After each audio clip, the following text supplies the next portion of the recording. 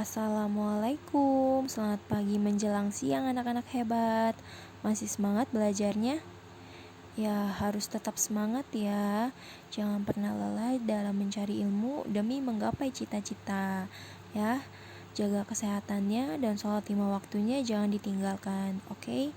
Sekarang kita belajar tematik ya, masih tema 7, subtema 1. Sekarang pembelajaran kelima dan keenam. Ya, silakan dipersiapkan buku tematiknya dan alat tulisnya. Lalu sebelum belajar, mari kita berdoa bersama-sama dari rumah masing-masing. Ya, berdoa dimulai. Selesai. Nah, tujuan pembelajarannya ya, yang pertama, setelah mencermati notasi dan syair sebuah lagu, siswa mampu mengetahui tempo serta tinggi rendah nada dalam lagu tersebut dengan tepat. Lalu yang kedua, setelah mencermati notasi lagu, siswa mampu menyanyikan lagu sesuai dengan nada dan tempo lagu tersebut dengan tepat. Lalu yang ketiga, setelah berdiskusi, siswa mampu mengidentifikasi keragaman agama di Indonesia dengan benar. Lalu yang keempat, setelah membaca teks, siswa mampu menyebutkan kata sulit, menuliskan gagasan pokok dan pengetahuan baru dalam teks bacaan dengan tepat. Kita mulai belajar ya. Pembelajaran kelima. Kalian telah mengetahui keragaman suku bangsa dan bahasa yang ada di Indonesia. Meskipun beragam suku bangsa dan bahasa, tetapi seluruh penduduk Indonesia merupakan satu bangsa, yaitu bangsa Indonesia. Muatan SBDP ya, menyanyikan lagu sesuai tempo. Masih ingat apa itu tempo? Ayo ingat kembali tempo-tempo dalam lagu. Ya, tempo adalah tanda yang digunakan untuk menentukan cepat atau lambatnya sebuah lagu. Tempo lagu biasanya terletak pada bagian kiri atas lagu. Nah, secara umum tempo dibagi menjadi 4 jenis ya, yaitu cepat ya, tempo cepat atau disebut allegro, tempo sedang ya disebut moderato, lambat disebut largo, dan khidmat disebut mastoso. Lalu di sini ada sebuah lirik lagu ya yang berjudul Satu Nusa Satu Bangsa. Ya, ciptaan Elmanik ya, temponya lambat. Nah, lagu Satu Nusa Satu Bangsa ini ya mempunyai makna, yaitu meskipun beragam suku bangsa dan bahasa, tetapi seluruh penduduk Indonesia merupakan satu bangsa, yaitu bangsa Indonesia. Ya, Ibu putarkan ya lagu Satu Nusa Satu Bangsanya.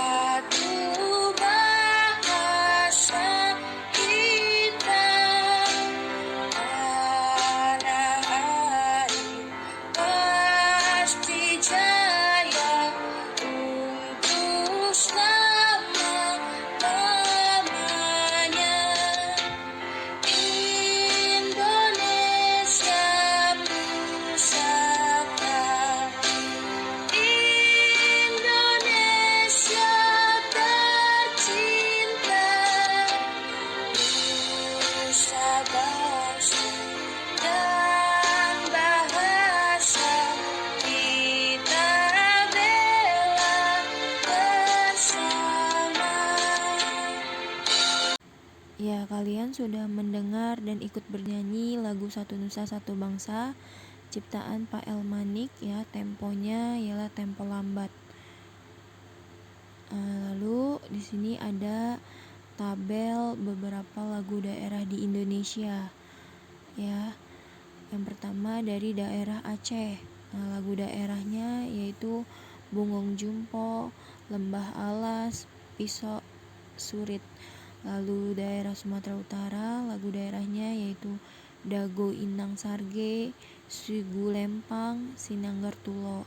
Lalu Sumatera Barat, Ayam Den Lape, lagu daerahnya, Kambang Lah Bungo, Kampung Nan Jauh di Mato, dan lain sebagainya.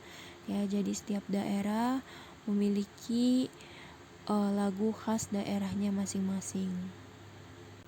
Selanjutnya, muatan PPKN, ya, keragaman agama dan kebebasan beragama. Sumber daya alam yang melimpah dan letak strategis menjadikan Indonesia sebagai tempat yang menarik bagi para pedagang internasional. Mereka datang dari berbagai negara dengan latar belakang agama yang berbeda-beda untuk melakukan jual beli di Indonesia. Nah, hal inilah yang menyebabkan munculnya berbagai agama di Indonesia. Nah, tahukah kalian, di Indonesia pada awalnya masuk agama Hindu dan Buddha yang dibawa bangsa India. Selanjutnya datang bangsa Gujarat membawa ajaran agama Islam. Lalu bangsa Eropa membawa ajaran agama Katolik dan Kristen, serta bangsa Cina membawa ajaran agama Konghucu. Ya, jadi keragaman agama telah ada sejak zaman dahulu. Nah, kalian sudah mempelajari keragaman agama, tempat ibadah, dan hari besar keagamaan. Ya, setiap agama juga memiliki kitab suci yang berbeda-beda. Nah, perhatikan tabel berikut ini, ya. Agama Islam, ya, kitab sucinya adalah Al-Qur'an. Lalu agama Kristen dan Katolik, kitab sucinya adalah Alkitab, ya. Agama Hindu, kitab sucinya Weda. Agama Buddha, kitab sucinya ialah Tripitaka. Agama Konghucu, kitab sucinya adalah Sisu, ya. Nah, pemeluk agama diwajibkan menjalankan ajaran agama masing-masing. Ya, setiap agama memiliki tata cara beribadah, kitab suci, dan tempat ibadah yang berbeda. Nah, negara memberikan kebebasan bagi semua pemeluk agama untuk menjalankan ibadah sesuai ajarannya masing-masing. Nah, sebagai warga negara yang baik, ya, kita harus saling menghargai orang lain, baik yang seagama atau berbeda agama. Nah, sikap inilah yang membuat bangsa Indonesia semakin bersatu dan tidak mudah terpecah belah. Selanjutnya, muatan bahasa Indonesia, ya, menyajikan informasi teks dalam bentuk peta pikiran. Nah, sebelumnya kalian telah menggali informasi dari suatu teks melalui ide pokok dalam sebuah tulisan. Nah, selain melalui sebuah tulisan, ya, kalian juga dapat menyajikan informasi teks dalam bentuk peta pikiran. Ya, peta pikiran merupakan cara mencatat yang disajikan dalam bentuk bagan. Nah, menyajikan informasi suatu teks menggunakan peta pikiran akan memudahkan kalian dalam menyusun informasi penting dalam suatu teks. Nah, ini contoh bentuk peta pikiran, ya. Menyajikan informasi mengenai kebudayaan suku Minang di Indonesia. Nah, informasi yang terkait mengenai kebudayaan suku Minang di Indonesia yaitu ada suku yang berasal dari Provinsi Sumatera Barat. Lalu asal usul nama Minangkabau yaitu Minang dan Kabau. Lalu ada persebaran suku Minangkabau di Indonesia dan luar negeri. Lalu profesi dan keahlian suku Minangkabau di Indonesia. Nah, ya, jadi selain melalui sebuah tulisan, ya, informasi dapat disajikan dalam bentuk peta pikiran. Lanjut ke pembelajaran 6, ya. Kalian telah mengetahui bahwa di Indonesia terdapat keragaman suku bangsa, bahasa, dan agama. Nah, keragaman itu menjadi salah satu kekayaan bangsa Indonesia. Ya, muatan bahasa Indonesia menyampaikan informasi dari teks non-fiksi. Nah, kalian telah belajar cara menggali informasi dalam suatu teks pada pembelajaran sebelumnya.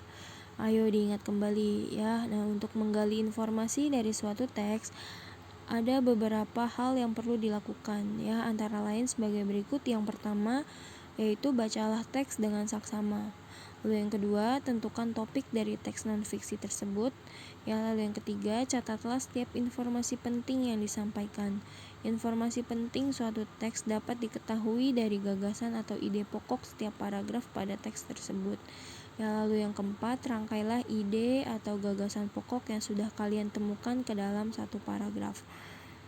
Nah, saat menggali informasi dari suatu teks, ya, kalian dapat menyampaikan kembali informasi tersebut dengan bahasa kalian sendiri. Nah, saat menyampaikan informasi, sebaiknya sampaikan dengan suara lantang dan percaya diri. Ya, lalu gunakan bahasa yang santun saat menyampaikan informasi dari suatu teks.